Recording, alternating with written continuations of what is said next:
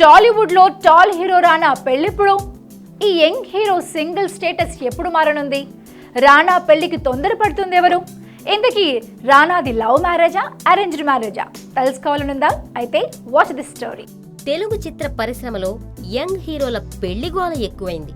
నిన్న మొన్నటి వరకు అక్కినేని ఫ్యామిలీలో నాగ చైతన్య, అఖిల్ల పెళ్లి వార్తలు టాక్ ఆఫ్ ది ఇండస్ట్రీగా మారాయి.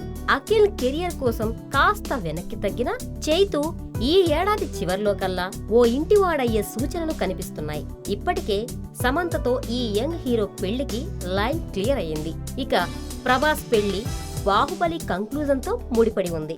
ఈ మూవీ సినిమా షూటింగ్ పూర్తయితే తప్ప ఈ హీరో బ్రహ్మచర్యానికి ఫుల్ స్టాప్ పడే ఛాన్స్ లేదు. తొలి పార్ట్ తర్వాతే ప్రభాస్ పెళ్లి చేసుకుంటాడనుకున్నా ఇప్పటి వరకు ఆ గడియ రాలేదు. అయితే బాహుబలి కంక్లూజన్ కు ఆ తరువాత ప్రభాస్ చేయబోయే కొత్త సినిమాకు గ్యాప్ లో ఈ తంతు పూర్తయ్యే ఛాన్స్ ఉంటుందంటున్నారు. ఇక దగ్గుబాటి కుర్రాడు రానా పెళ్లి వచ్చే ఏడాదిలోపు చేసేయడానికి ఇంట్లో వాళ్లంతా కాచు కూర్చున్నారట.